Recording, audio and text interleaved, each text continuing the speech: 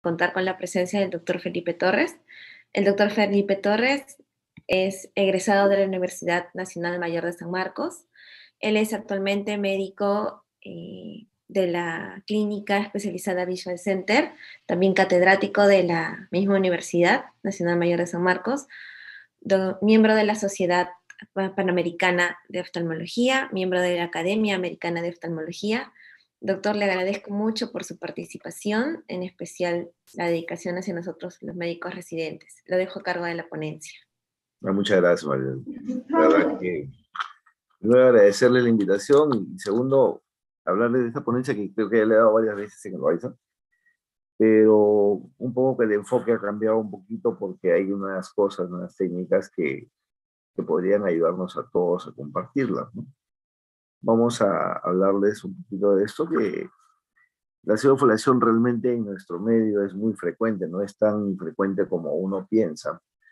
Y cuando uno ve una catarata, más o menos 3 de cada 10 deben tener una pseudofoliación por ahí, ¿no? Lo que pasa es que a veces no la vemos o no la buscamos y que realmente no estamos entonados en que esta patología, pues, es una patología que realmente requiere un conocimiento y una destreza importante desde el punto de vista quirúrgico para poder afrontarla. Y esta se debe, pues, que es un tema genético realmente. Fíjense que no es solo una condición propia del cristalino, sino que tiene que ver con con una enzima que tiene que ver con la catálisis de la formación de la fibra de elastina, y que esta se va a modificar o se va a dar de una forma muy desordenada en múltiples órganos, no solamente en el ojo, ¿no? Tenemos en el pulmón, el riñón, corazón, en el cerebro. Todo lo que tenga que ver con vasos o con endotelios va a estar afectado, y por eso que es muy importante no solamente tenerla en cuenta como una patología ocular, sino que tal vez tenemos que tenerla también en cuenta porque esta patología, de hecho, de tener pseudofoliación, ya nos considera otras morbilidades que deberíamos de repente enfocarnos no solamente en el tema oftalmológico, sino en la direccionalización de este paciente a una evaluación probablemente cardiológica o neurológica, que son los más importantes, ¿no?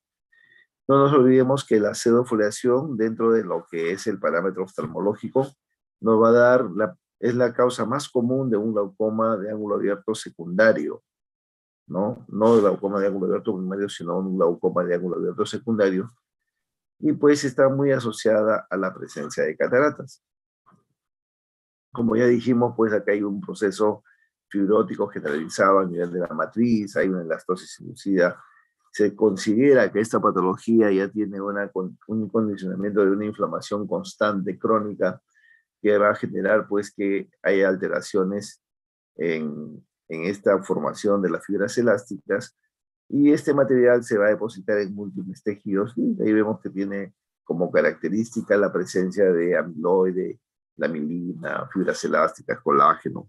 Parte de la membrana basal también está enfocada. Por eso que a nivel vascular es muy importante esto, porque dentro de los procesos que vamos a ver que causa en el ojo, pues tiene mucho que ver, ¿no? Y vamos a darnos cuenta que esta enfermedad pues tiene por sus mismas características alteraciones que tenemos que tener en cuenta, porque nos van a orientar en la forma de cómo enfocar el caso.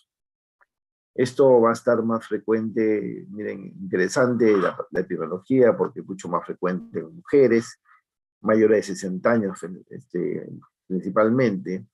Hay una predisposición genética, como ya hemos visto, y se ha visto que, por ejemplo, en los países nórdicos hay más del 40% de personas que tienen esta patología. Ok, pero la prevalencia pues no solamente está ahí, sino que en algunos países como el nuestro, por ejemplo, tenemos una alta prevalencia que va más o menos entre el 20 y el 30% de los casos de catarata, ¿no? Entonces, fíjense lo que hablábamos de asociaciones sistémicas, ¿no? Se hicieron autopsias en pacientes que tenían pseudofolación oftalmológica o ocular, y se encontró pseudofolación en el corazón, pulmón, riñones, vejigas, meninges. Entonces, aquí hay alteraciones en el tejido conectivo de la periferia de los vasos, ¿no? Ahí de los fibroblastos, tanto del músculo estriado como de las células cardíacas. Fíjense qué interesante porque esto nos orienta, ¿no? Este es un desorden realmente sistémico de la matriz extracelular que va a causar mucha morbilidad y enfermedades que van a estar asociadas generalmente más cardiovasculares y cerebrovasculares, ¿no? O sea, tenemos acá trastornos sistémicos transitorios, anginas de pecho, hipertensión, infarto de miocardio, enfermedad vascular cerebral, aneurisma de aorta abdominal, disfunción miocardial. Imagínense, hay hasta Alzheimer, hipoacusia neurosensorial, demencia, isquemia cerebral, trombosis, o sea, todo relacionado a un tema básicamente del endotelio vascular y que va a complicarnos no solamente desde el punto de vista ocular, sino desde el punto de vista sistémico, ¿no? Esto tal vez es para poder discutirlo después y tener en cuenta ese detalle, ¿no? Al tener alteraciones de este tipo, pues vamos a tener que esta patología va a tener una presentación de un caso mucho más difícil para la resolución quirúrgica, va a requerir obviamente experticia del cirujano, tiene una tasa de complicaciones más alta, cerca del 4% de estos pacientes se van a complicar, y gran asociación con glaucoma, pues obviamente eso sí es importante tenerlo en cuenta, ¿no? Y estos cambios etiopatogénicos, vasculares y morfológicos que ocurren están relacionados, por ejemplo, con el cambio en la composición del humor acuoso. O sea, al haber un proceso inflamatorio constante, crónico, la barrera hematoacuosa está alterada y entonces este acuoso tiene, por ejemplo, factores que son los antioxidantes, como el ácido ascórbico disminuidos, y factores de oxidación más bien aumentados, y eso genera un cambio en el metabolismo del cristalino y a su vez esto va a generar una rotura temprana y importante de la barrera hematoacuosa. Recordemos que si esto ocurre cuando la barrera hematoacuosa está alterada, la inflamación ocular va a ocurrir con mayor frecuencia, con o sin nexo de una alteración o una anoxia quirúrgica o una anoxia traumática, ¿no? Ya hemos visto los cambios vasculares que nos ha ocasionado esta patología, ¿no? Hay alteraciones, y así como hemos visto que hay alteraciones sistémicas vasculares, en el estroma del iris, ¿no? Va a causar pues alteraciones también como hipoperfusión, hipoxia, porque va a haber una obliteración de los vasos, va a haber como hay una alteración de la oxigenación del tejido, pero va a haber una microneovascularización iridiana, y esto mismo a su vez por la alteración del iris va a generar mayor problema en la barrera hematoacuosa.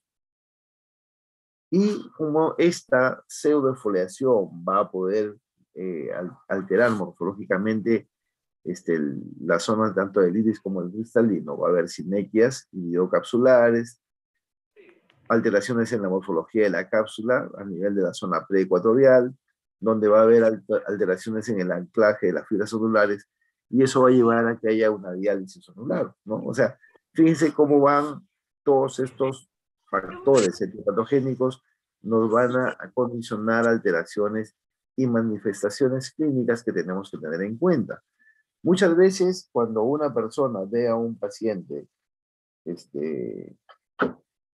qué sé yo, una persona que vea a un paciente que tiene un leucoma muy marcado, pues hasta el portero lo identifica, ¿cierto? No necesita ser oftalmólogo para el diagnóstico. La idea de esta enfermedad es detectar en forma temprana las manifestaciones clínicas que uno pueda mirar o ver, ¿no? Por ejemplo, si nosotros hemos detallado todas las estructuras que se pueden haber afectado por la pseudofoliación, tenemos que se va a afectar el cuerpo ciliar, la zónula, el cristalino, el iris, la malla trabecular y la córnea, ¿no? Entonces, si nosotros vemos qué pasa en el cristalino, hay una alteración de una capa precapsular difusa, o sea, uno va a poder ver como si hubiera una membrana sobre la cápsula anterior que se ha pegado, ¿no? Va a haber alteraciones a nivel celular que puede generar un movimiento anómalo cristalino que se denomina facodonesis, y estos despellejamientos, estas alteraciones capsulares se van a formar como depósitos, como si fuera una caspa que se va a pegar a nivel de la sonda, que pueden ser vistos por el VM, como vamos a ver en algunas imágenes. En el iris, como ya hemos visto, va a haber una atrofia peripupilar, Cuando uno hace transiluminación, va a ver el iris que se va a transiluminar el esfínter del iris. Hay dispersión pigmentaria. Si uno, por ejemplo, dilata a estos pacientes, después de dilatación va a haber una dispersión pigmentaria. Y estos pacientes tienen una característica, no todos felizmente, pero un gran grupo de ellos, cuando ya ha habido una atrofia o cuando ya ha habido alteraciones en el estroma iridiano, hay una pobre dilatación, las pupilas pueden dilatar en forma simétrica y eso es un signo que nos puede dar una idea de que algo está pasando con este paciente. En la malla trabecular vamos a ver depósitos pigmentarios y uno si quisiera evaluar aquí existe el síndrome el signo de San Paolesi, que es la línea de San Paolesi a nivel del trabéculo, uno lo puede ver, ¿no? Y puede haber una asimetría importante en la presión, o sea, puede tener un ojo que está normal y un ojo con una gran presión ocular, y esta presión puede incrementarse después de la dilatación ocular. La córnea puede estar alterada, puede haber una córnea que es una córnea gutata típica, que no necesariamente sigue los patrones de una córnea gutata convencional, ¿no? Y esto se va a deber a que, pues, estas alteraciones que hemos tenido con la pseudofolación van a darnos también complicaciones clínicas, ¿no? Igual, por ejemplo, si nosotros vemos en el cristalino, en el iris, en la malla trabecular, en la córnea y en el segmento posterior, pues en el cristalino vamos a tener catarata, ya hemos visto la facogonesis, no solamente el cristalino no se puede mover, sino se puede caer, todo el aparato o todo el diafragma iliolenticular puede sufrir. Va a haber un glaucoma de ángulo cerrado, ¿por qué? Porque como el cristalino ya no tiene soporte, se puede adelantar hacia adelante y eso va a bloquear la pupila y el cuerpo va a tener un bloqueo auxiliar también como un glaucoma maligno. En el iris, pues ya hemos visto que hay una pobre miriasis, hay una dispersión pigmentaria, el iris se vuelve rígido y esto va a traer alteraciones de la barrera hematoacuosa o una pseudouveitis que tenemos que tenerla en cuenta, ¿no? Tenemos que tener en cuenta que si existe alteraciones vasculares a nivel del iris, puede haber una hipoxia del segmento anterior crónica, que eso va a generar presencia de microneovascularizaciones a nivel del iris e inflamación, con las consecuencias cinéticas posteriores, ¿no? En la malla trabecular vamos a tener los efectos o las complicaciones que vamos a tener porque hay alteraciones en la malla trabecular, pues vamos a tener la presencia de hipertensión ocular como tal, o ya la presencia de glaucoma, ¿no? Como hemos visto. No nos olvidemos que la córnea también tiene alteraciones a nivel endotelial. Ya tenemos que esta córnea en estos pacientes es un endotelio enfermo y que va a generar pues una descompensación endotelial con una migración y proliferación endotelial que va a generar alteraciones en la membrana de Eysen, ¿no? Estos pacientes hacen muy fácilmente obstrucciones de la vena central de la retina. Muchas veces operamos de faco a estos pacientes y a los 2 o 3 días encontramos que estos pacientes nos pueden hacer una obstrucción vascular. Tenemos que estar atentos a este efecto porque se ve en muchos de los casos que se operan de cirugía de catarata.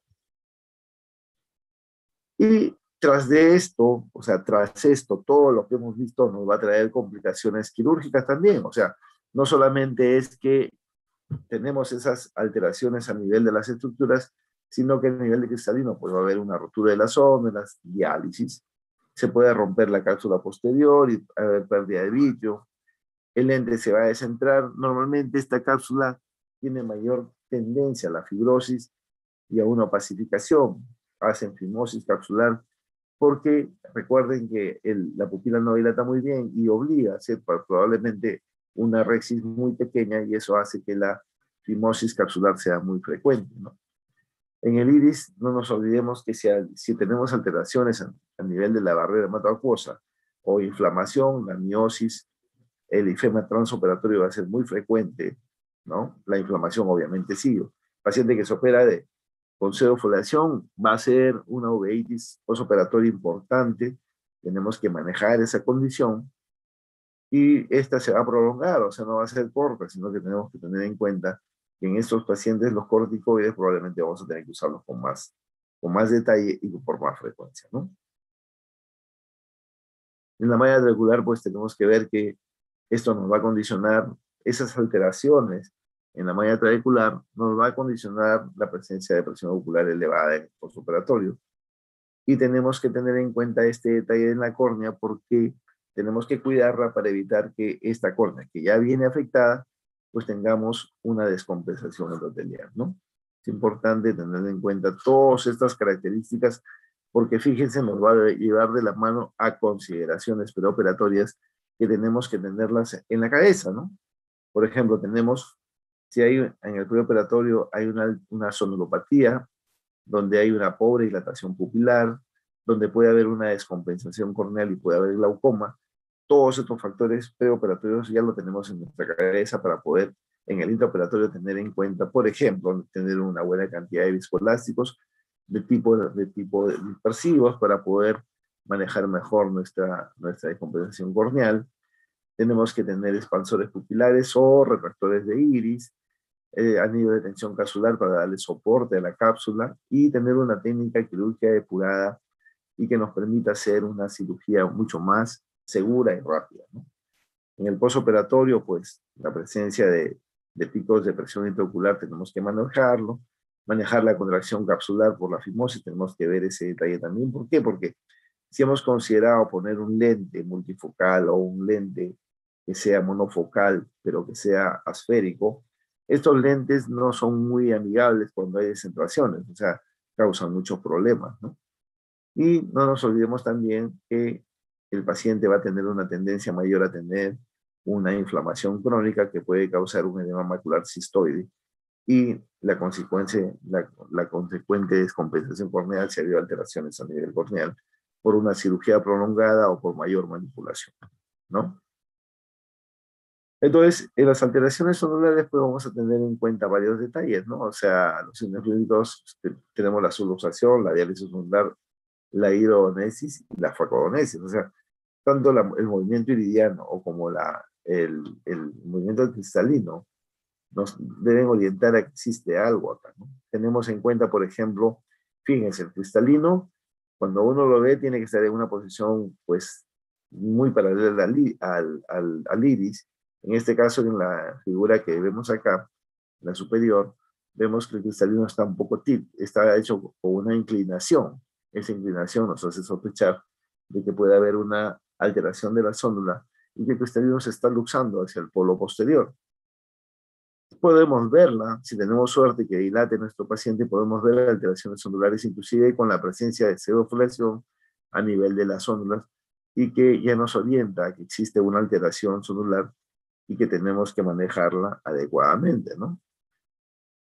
Podemos ver, por ejemplo, también una cámara anterior estrecha y una cámara anterior profunda. O sea, si tenemos una asimetría entre las cámaras, tenemos que sospechar que algo está pasando, ¿no? Por ejemplo, si tenemos un paciente que no ha tenido antecedentes de que ha tenido un traumatismo o ha tenido alguna otra condición que pueda alterar las células, y tenemos un ACD en la ecografía o en la biometría menor de 2.5, tiene mayor riesgo de complicaciones intraoperatorias, ¿no?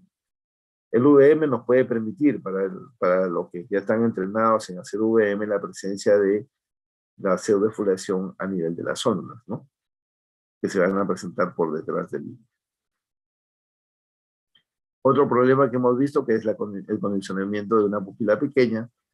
Recordemos que la pupila pequeña ya no debe ser un problema para nosotros porque tenemos pues aditamentos que nos van a ayudar a manejarla, ¿no? O sea, tenemos desde retractores pupilares hasta los expansores pupilares, como vemos ahí el de Miyajin, pero lo ideal, como ya hemos visto en estos pacientes, la alteración del estroma iridiano, la alteración de la barrera hematoacuosa, mientras más toquemos el iris, mientras más manipulemos el iris, lo que va a pasar es que este iris va a generar que haya mayor inflamación, ¿no? Entonces tenemos que tener en cuenta también ese detalle, no solamente que tenemos los aditamentos para poder manejarlo, sino que cuando manejemos el iris lo hagamos de una forma muy adecuada, muy cuidadosa, para que el iris no sufra y no haya mayor inflamación, ¿no? Entonces, si tenemos una pupila pequeña per se misma, o sea, esta pupila pequeña va a generar que nosotros tengamos mayor manipulación, que la rexis sea más pequeña, que dañemos el iris con las maniobras que hagamos, ¿no? Y podemos romper el esfínter, probablemente. Muchas veces echamos manos a maniobras como, por ejemplo, una esfinterotomía o múltiples esfinterotomías para poder hacer que la pupila se dilate, y eso en estos casos no es muy conveniente, ¿no? Al haber inflamación, al haber todas esas cosas, es un iris que puede sangrar, puede darnos alteraciones, como hemos visto, inflamatorias muy severas en el postoperatorio. El tiempo quirúrgico prolongado va a generar mayor edema corneal, pues mayor uveitis, presencia de glaucoma por la inflamación, ¿no? Y no nos olvidemos de un edema macular cistoide y con la consecuente también pupila deformada, que va a tener impacto en algunos lentes intraoculares que tenemos que tener en cuenta cuando los vamos a programar para poder operar a estos pacientes, ¿no? No nos olvidemos que estos pacientes ya tienen una alteración corneal y que debe ser siempre una medida importante la microscopía especular para poder darnos cuenta qué tanta alteración tenemos en estas córneas. Las córneas gutatas, que son muy frecuentes en nuestro medio, siempre hay que estar en busca de ellas, y si existe una córnea gutata con un conteo normal, pero con una alteración en polimediatismo o tiene pleomorfismo, tenemos que tenerlas en cuenta no solamente en el número, sino en las características endoteliales que tenemos en nuestra córnea, ¿no? Porque esto puede ocasionarnos una descompensación corneal, ¿no? Entonces, que no es muy infrecuente cuando nosotros operamos estos casos. Cuando hay alteraciones de la zónula, tenemos que estar preparados para resolverlos, ¿no? Tenemos que tener a la mano, pues, si tenemos un paciente de estos, anillo de tensión capsular, segmentos de tensión capsular, anillo de tensión capsular modificados como los de Sioni, ¿no? Y va a depender de qué tan severa y qué tan alterada esté nuestra zónula, y esto lo podemos ver en este gráfico, que nos permite identificar alteraciones en las cuales podamos tener en cuenta la presencia de un anillo de tensión capsular o un segmento de tensión capsular. ¿Cuál escoger cuando nos ven, cuando nos dicen, ya tengo un anillo de tensión capsular y tenemos, miren, de 10, 11 o 12 milímetros, ¿no? Cuando ya están puestos, pero antes de ponerlo pueden tener 12.5, 12.3, 13 y 14.5. Pero, ¿cuál escogemos? Yo siempre, cuando he ido a comprar a los congresos, porque no podemos traer tanto volumen, entonces he comprado el de 11, porque creo que ese es el que más se ajusta en promedio, digamos, ¿no? Estamos en la mitad. Igual los anillos de tensión capsular modificados o los segmentos de tensión capsular debemos tenerlos a la mano para poder utilizarlos. Después vamos a ver un video ilustrativo que nos puedan ver cómo ponemos eso acá, ¿no? Si tenemos inestabilidad en la zónula, podemos trabajar, fíjense, los retractores capsulares, ¿no? Capsulares no son los retractores cilianos. Les he mostrado esto de acá porque muchas veces echamos mano de un retractor pupilar, que es este de acá, y el capsular es mucho más grande y parece una paleta. Lo que pasa es que este tipo de retractores capsulares son tan grandes que quitan espacio en la cirugía. Y de verdad que yo a veces prefiero usar el retractor de iris porque es mucho más práctico, porque me sirve no solamente para poder, en un video vamos a ver eso, no solamente para poder estabilizar la, la cápsula, sino también el iris a la vez, los dos en un solo paso. Eso lo vamos a ver ahora después. Tener en cuenta algunas cosas que tenemos que hacer para cuando hagamos una capsulorhexis, por ejemplo, ¿no? Entonces, generalmente tiene que ser la capsulorhexis, como sabemos, circular y continua, centrada y un diámetro ideal de 5 a 5.5. Cuando hay problemas de inestabilidad, por ejemplo, la tensión de la zónula a nivel periférico ya no tienes, y es como si que se hubiera desinsertado los resortes de una cama elástica, pues, ¿no?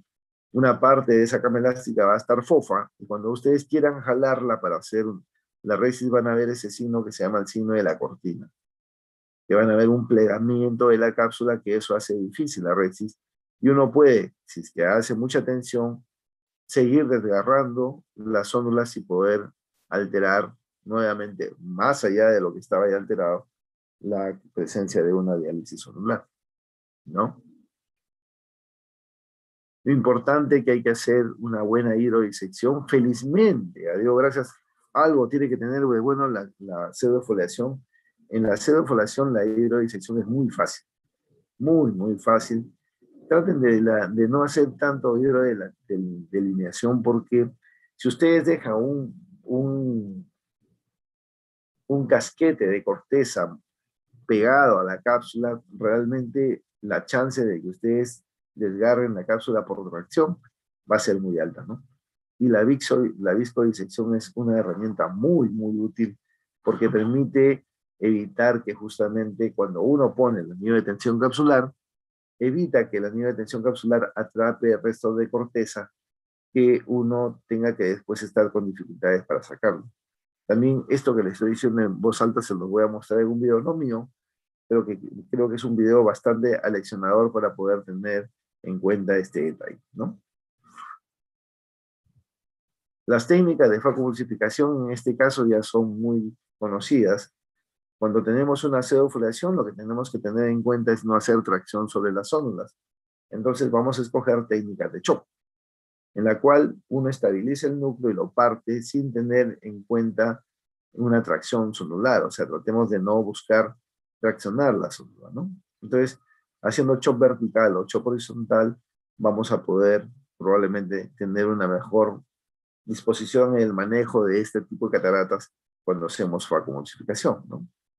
Hay que estar muy atentos, porque como hay alteraciones a nivel celular y puede haber alteraciones a nivel de la membrana hialoides, puede haber prolapso de vitrio y tenemos que tener en cuenta este detalle porque el acuoso o inclusive el líquido de irrigación puede irse hacia el vitrio, dilatarlo y tener un problema de una mala dirección del acuoso que va a complicarnos el caso, ¿no? Tenemos que tener en cuenta todos esos detalles. Cuando hagamos la remoción de la corteza, cuando estamos en la irrigación-aspiración, tratemos de hacer una maniobra de extracción de la corteza, pero a través de una aspiración tangencial, no de la clásica aspiración que tenemos nosotros y que jalamos, vamos hacia la periferia y jalamos al medio, sino más bien vamos a la periferia y jalamos en forma tangencial de tal forma que no hacemos tracción sobre la célula, ¿no? Es importante tener en cuenta que mientras más separadas estén las dos cápsulas, la anterior que la posterior, a través de la presencia de viscoelástico, que en este caso puede ser metilcelulosa, nos va a ayudar a poder hacer una muy buena separación de la corteza residual sin tracción sobre la rexis, ¿no? Sobre las sombras. Con relación al escoger el lente intraocular, ¿no?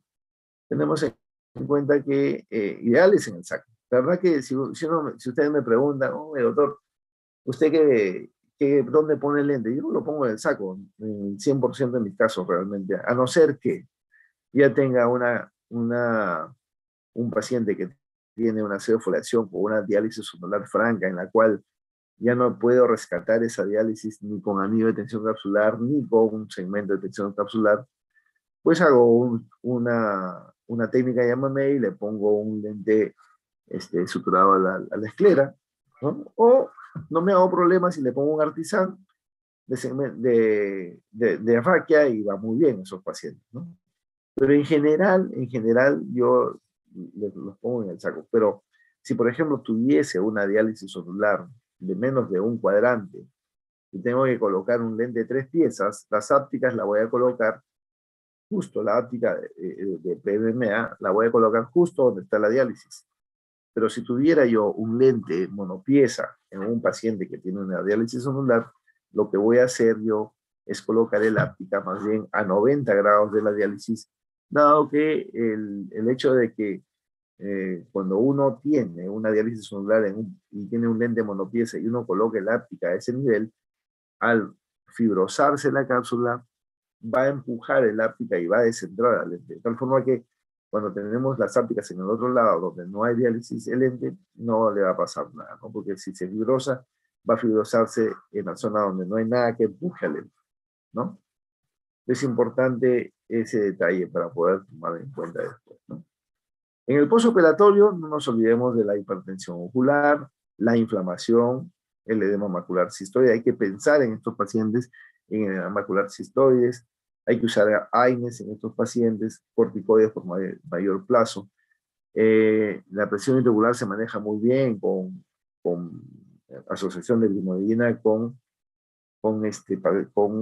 timolol.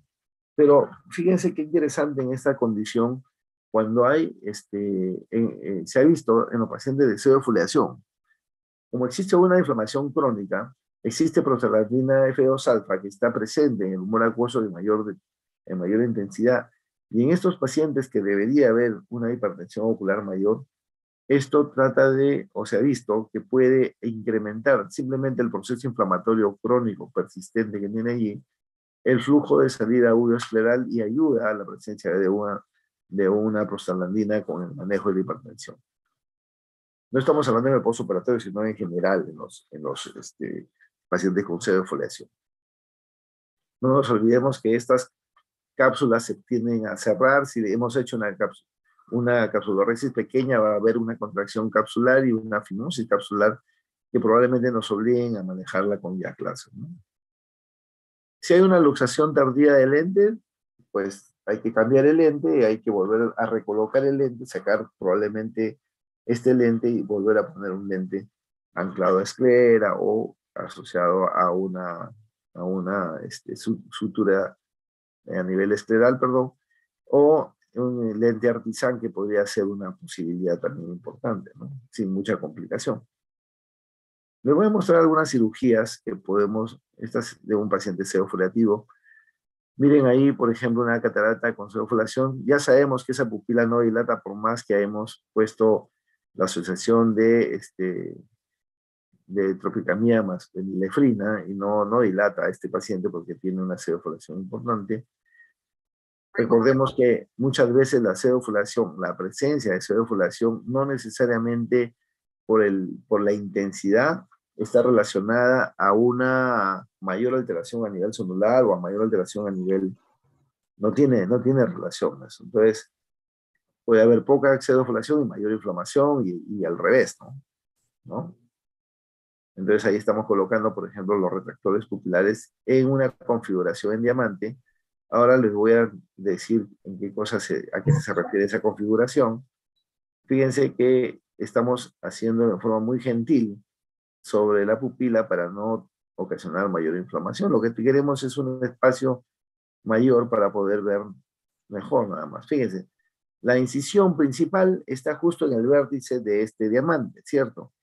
Esto permite que cuando uno ingrese a la cámara anterior no tenga que estar rozando la pupila si es que uno ha puesto la incisión principal entre dos retractores. En cambio acá el iris está por debajo de la incisión y permite hacer una buena maniobra de poder hacer la rexis o la facopulsificación sin estar frotando el borde de la pupila, ¿no? O del iris. Ahí estamos haciendo la rexis. Hasta ahora ningún evento extraño. Ok, salió bien. Hacemos la faco, como les dije, aquí estamos haciendo un chop vertical y horizontal, ¿no? Hemos partido el cristalino. A la hora que estamos dando la vuelta, fíjense, se nota que hay, ¿vieron? Se vio como que todo se vino hacia un costado, ¿no?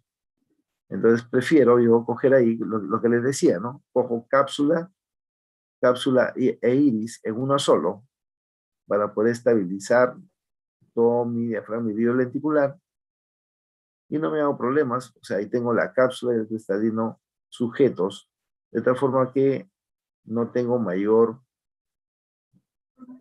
tensión cuando estoy haciendo las maniobras para hacer la facomultiplicación. Fíjense allí, y hay un sangrado en el iris, no sé si lo notan, ¿no? Ahí terminamos la faco. Vamos a terminar la faco acá. Ahorita vamos a darnos cuenta cómo terminamos la facomultiplicación de una forma rutinaria, tranquila, ¿no? Ya no hay mucho que sacar. Sacamos la corteza.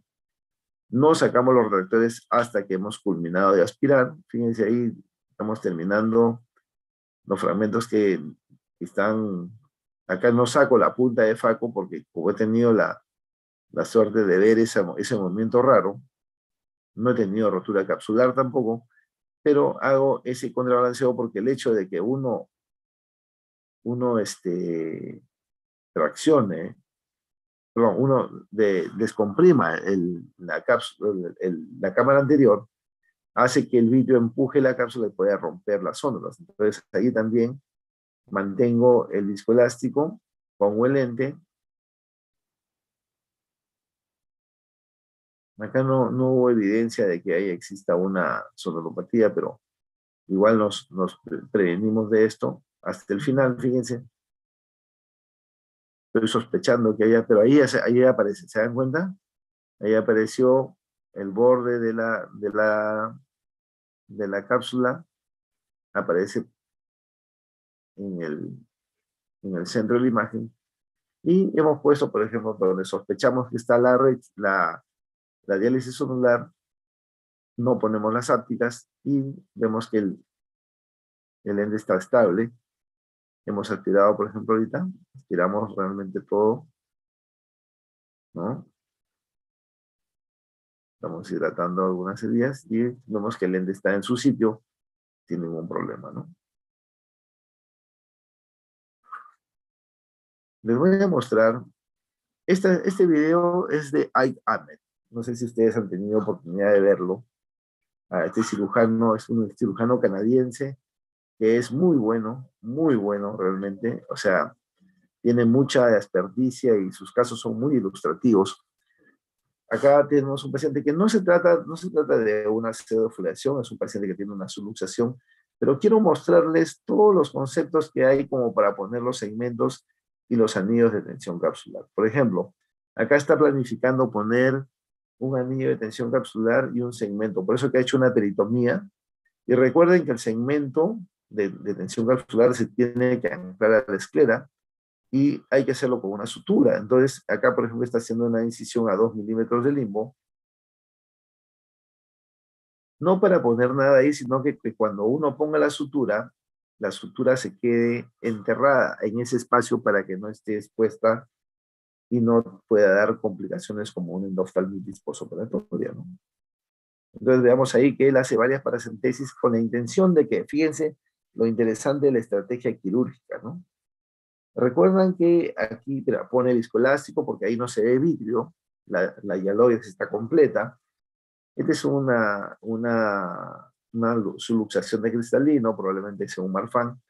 Pero fíjense, ahí está haciendo sus paracentesis con la intención de poner retractores de iris en la cápsula. Fíjense, van a ver ustedes ahora cómo va a ser su rexis. En este caso lo va a hacer, va a tratar de hacerlo central a lo que ve. Muy interesante es esta parte. Pone buena cantidad de viscoelástico dispersivo, ¿no? Y cohesivo para poder anclar todo. Allí con una micro pinza va a comenzar a hacer la rexis, ¿no? Y la va a llevar desde la zona que ve hasta la zona que no ve, de tal forma que pueda hacer una rexis que le permita tener un control adecuado postoperatorio. Miren, la destreza de este cirujano es muy buena, ¿no? Va a seguir y va a culminar una rexis, se empuja con el rotador para darse una idea de dónde está, y va a hacer su rexis normal, ¿no? O sea, la va a terminar con maniobras en las cuales le permitan seguir una secuencia continua, ¿no? Una secuencia continua que permita que uno tenga una rexis por lo menos casi central, ¿no? Es imposible darse una idea clara. Recuerden que este es un paciente joven, la cápsula es muy elástica, uno hace una rexis pequeña en estos pacientes y se hace una rexis grandota, así que tener en cuenta ese detalle para poder dirigir adecuadamente la rexis y poder tener un tamaño adecuado también, ¿no? Ahí la va a culminar y va a tener una rexis circular continua que le va a permitir hacer sus maniobras todo lo que planificó. O sea, la clave del éxito acá es la rexis porque nos va a permitir colocar o anclar los retractores para estabilizar ese cristalino. Fíjense cómo en este cristalino ya una vez teniendo la récisis, miren lo que va a pasar, ¿no? Y otro punto clave acá, mostrarles un detalle, ¿no? Fíjense cómo él pone el retractor de iris en la cápsula, ¿no? Voy a poner 3, ustedes vieron que hizo 3 incisiones que le permiten poner 3 retractores, ¿no? Ahí está, el segundo retractor, ¿ok? Y ahí tenemos 3 retractores puestos en el iris, en la cápsula, ¿no? Sostiene la cápsula. Mire, este procedimiento es importantísimo. Esto se llama viscodisección, chicos. La viscodisección es importante, ¿por qué? Porque miren lo que va a pasar, ¿ya?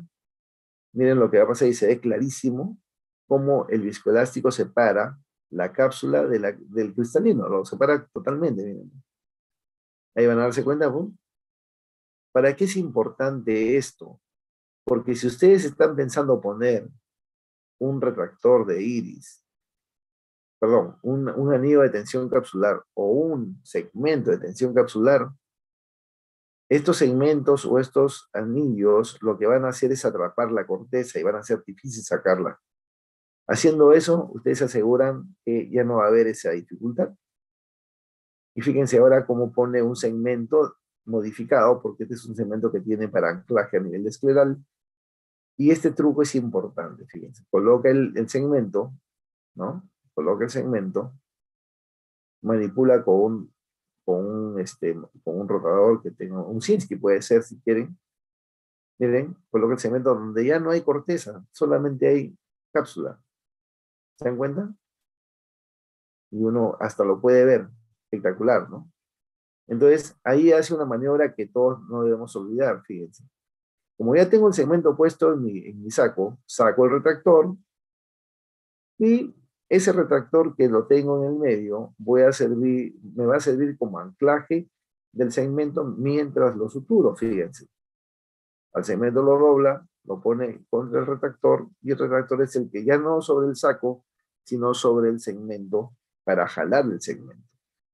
Y eso me permite a mí ya sacar todos los otros retractores de iris para poder ya hacer mi fagopulsificación. Fíjense, ¿se dan cuenta?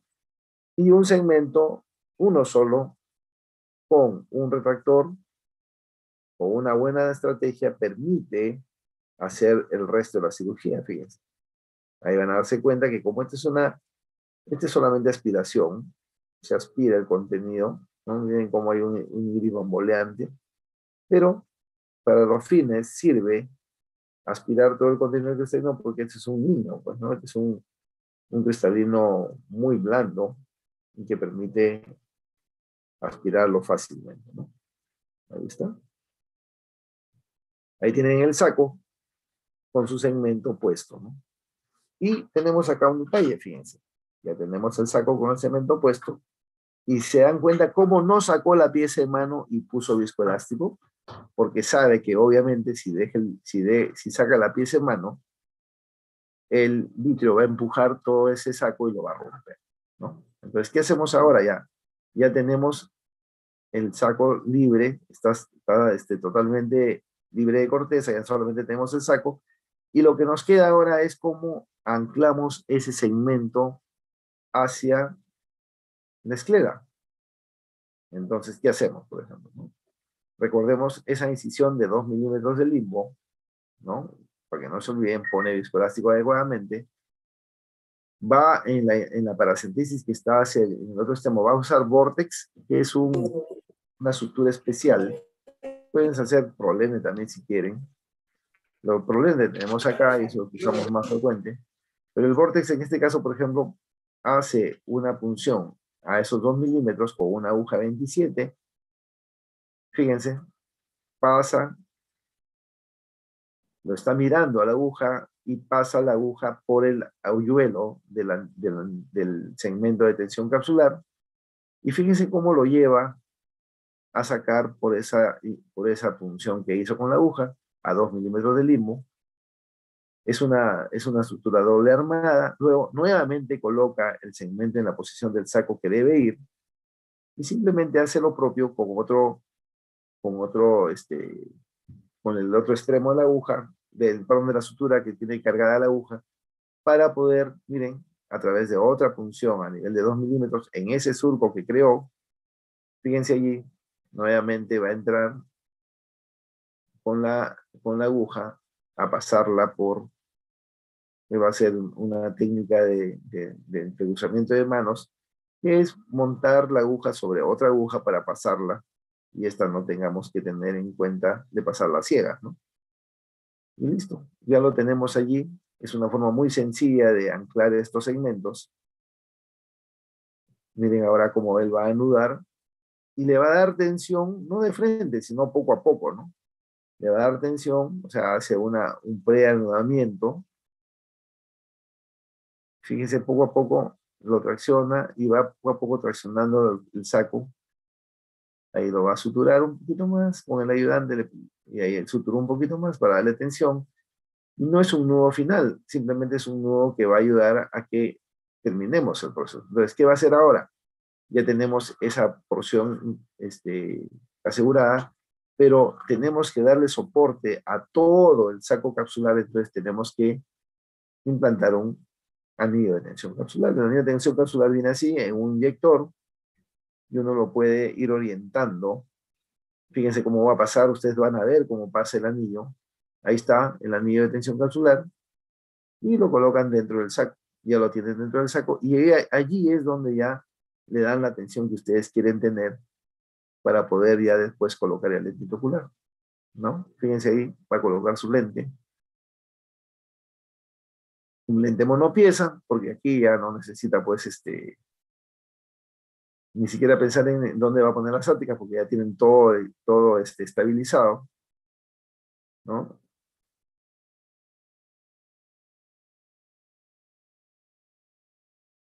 Y ahí van a tener ya la presencia del lente en el saco, lo arregla bonito, ¿no? Está poniéndolo bonito para poder centrarlo mejor. Ahí ha puesto un poquito de viscoelástico atrás para poder darle un espacio y ver que el lente caiga y no se monte sobre los anillos, sino que esté por detrás, ¿no?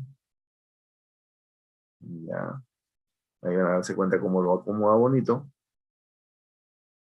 Ahí está el lente, porque lo que ha puesto es una gran cantidad de plástico en la bolsa para poder ubicar mejor el lente. Fíjense ahí, ya le da el ajuste adecuado que necesita, ¿no?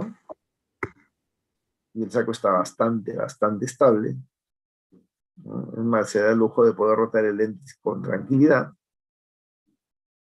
Corta su sutura, la entierra y pone un punto de conjuntiva y se acaba la cirugía, ¿no? Entonces, esta es una forma, creo yo, espero que les haya servido, como para poder orientarse cómo se ponen los segmentos y cómo se ponen los anillos de tensión capsular para poder nosotros tener un ojo muy estabilizado.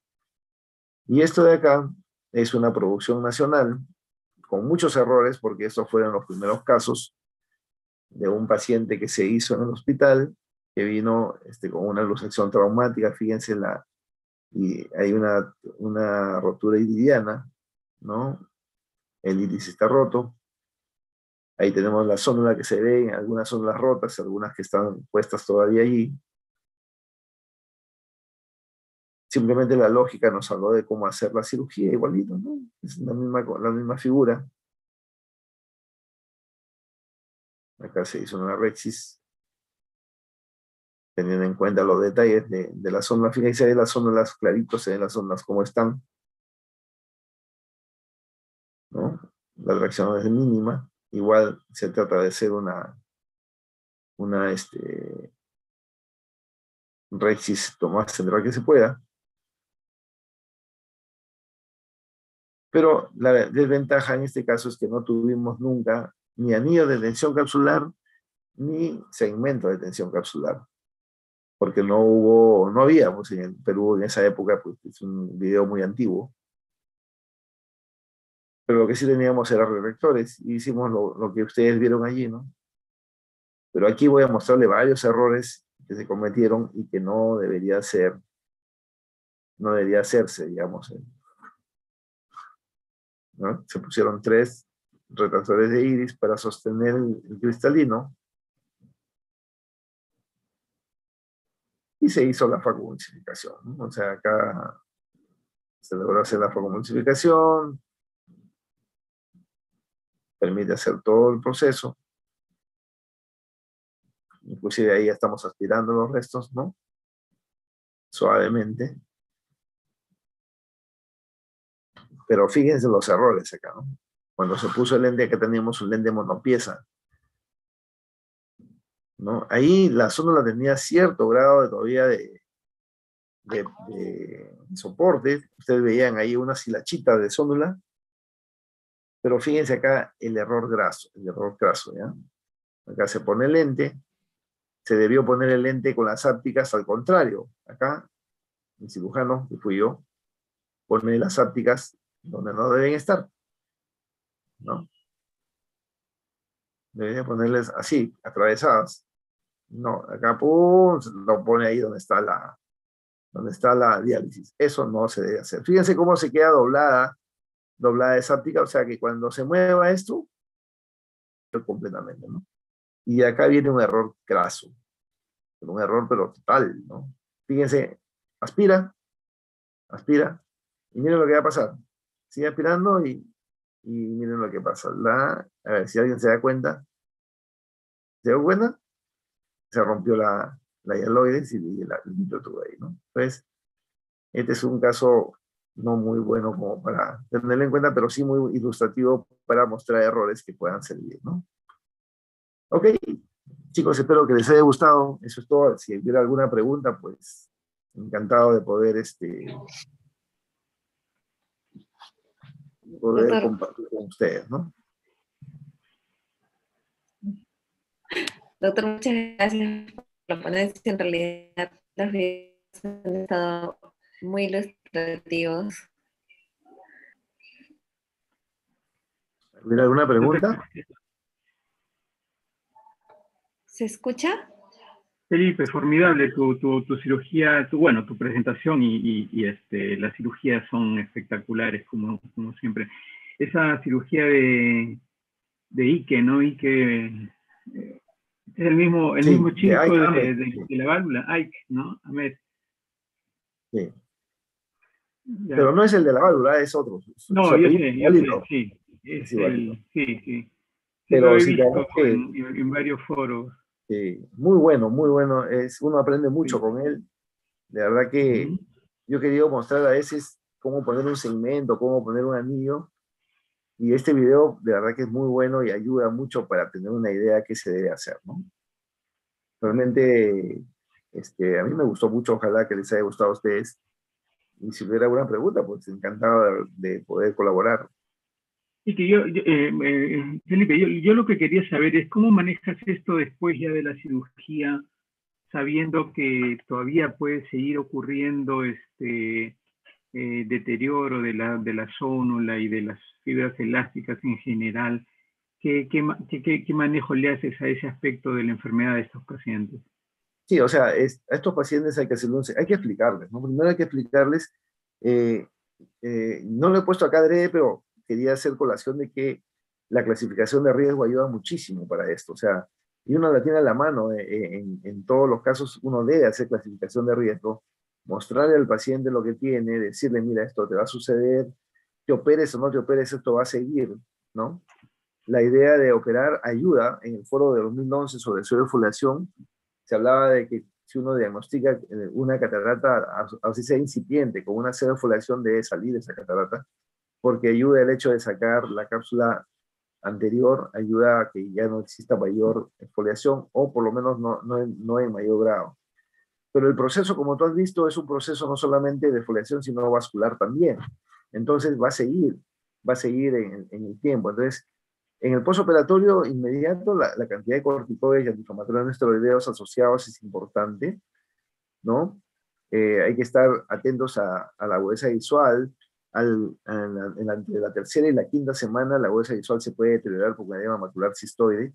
De hecho, el 25% de pacientes que hacen FACO hacen edema macular que se resuelve espontáneamente y no tienen ningún problema, pero En estos casos sí es importante tener en cuenta la bolsa visual y escuchar al paciente, ¿no? El paciente a veces nos dice, doctor, yo veía bien y ahora ya no veo tan bien como antes. Entonces, no se preocupe, que ese problema de que estuvo con la pupila cerrada por el miostato, no se preocupe, y al final viene la siguiente consulta y ya su bolsa visual está deteriorada. Entonces, de plano, en estos pacientes siempre hay que usar antiinflamatorios no esteroideos y los corticoides en una forma prolongada. Yo los dejo hasta 6 semanas después del posoperatorio, ¿no?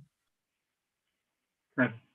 En- en- Felipe, otra pregunta. Ayer estábamos con Mario hablando sobre biometrías. Estos casos en donde tú tienes un cristalino a veces subluxado, ¿tienes alguna consideración especial para el cálculo del lente? ¿Cómo haces en tu práctica cotidiana esta medición? yo cuando tengo, por ejemplo, una alteración y te veo una cámara anterior más grande o más pequeña que la otra y no tengo explicaciones sobre eso, y de verdad que uno hace el cálculo del lente y existe una diferencia entre uno y otro, ¿no? Entonces, trato de calcularlo en función del primer ojo, del ojo que está mejor, ¿no? En teoría.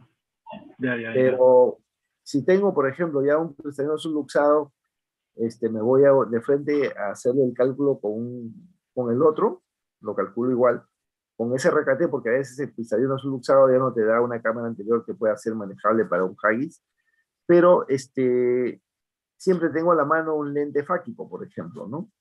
Siempre tengo a la mano un Artisan para faquia y lo coloco retropupilar y con eso funcionan muy bien los pacientes. De acuerdo. Y cuando tengo dudas, pues hago uso de Mario, pues, ¿no? Mario es el salvador de todos nosotros. Lo mando a Mario y Mario me da respuesta de que, pero eso yo lo que hago yo, si es que no tengo la posibilidad de que Mario me ayude, ¿no? De acuerdo. Ok, Mariel, no sé si hay preguntas en el chat, creo que no. No, en el chat no hay, doctor, pero yo tenía una duda. Usted mencionó Dime. que estos pacientes sí o sí harían uveitis. O sea, este tipo de No, o sea, pacientes sí. estos pacientes van a ser, te aseguro que van a ser un cuadro inflamatorio que puede ser muy leve a muy severo, pero que lo van a hacer más que un paciente de una catarata que no tiene eosfolación. O sea, la fisiopatología ya te orienta, ¿no? Te orienta a que este problema se va a dar de todas maneras allí y que tienes que tenerlo en cuenta, ¿no?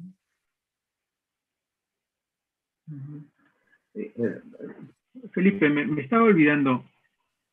Hasta antes de la evolución de los lentes que tenemos ahora, una propuesta muy frecuente cuando se operaban pacientes con cataratas y pseudoesfoliación era pensar de plano en poner el lente en el surco. En tus casos has puesto en los dos casos que has presentado se han puesto en la bolsa. ¿Esto es porque el lente te lo permite o si tuvieras un lente de 3 piezas prefieres un lente de 3 piezas? ¿Cómo haces eso? bueno, ¿Cómo realmente decides yo, eso? mi rutina, o sea, de verdad que a todos le pongo en el saco. Y En la generalmente bolsa, ¿no? pongo monopieza. Esto que antes hablábamos, mira, mejor le pongo en el surco. O sea, si la bolsa se va a ir en el surco o se va a ir en el saco. O sea, no es que se va a quedar el lente allí. Porque la fibrosis la hace Con con bolsa y el, todo. claro, con bolsa y todo. Entonces, si hay una alteración en la bolsa, sea en el surco o en el saco, se va a ir. O sea, no hay forma de que uno lo pueda detener, ¿no? Entonces es importante, por ejemplo, te digo, con sinceridad, yo, la gran mayoría de mis casos, se lo pongo en el saco, ¿no?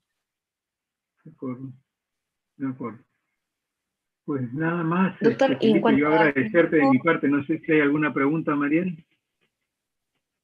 no, doctor, una duda más era si ¿Sí? entre utilizar el lente de una pieza o 3 piezas, solamente usted cuál elegiría o lo va a determinar si es que hay algún tipo de, como mencionó, una lesión a nivel de una diálisis no celular. En estos pacientes, la sugerencia es que ustedes, cuando entren a operar, entren con un lente. Fíjense, y esa es rutina, esa es mi rutina de hace muchos años. Cuando tengo esto, la enfermera ya sabe que me tiene que tener un lente de 3 piezas, un monopieza, un artisán, y entro con esos tres, ¿no? O sea, no entro, es un paciente que se puede complicar, o sea, uno tiene que prevenir. Ahí no interesa qué tan experto seas, lo importante es, esto es como una iridotomía. Es mejor tenerla y no necesitarla que necesitarla y no tenerla. O sea, es idéntico. Y uno debe comportarse como cirujano así, o sea, prevenir lo que le puede pasar en la cirugía para no estar sufriendo después, ¿no? De acuerdo. Doctor. Gracias. Bueno, Felipe, muchas gracias nuevamente. Siempre son muy ilustrativas, muy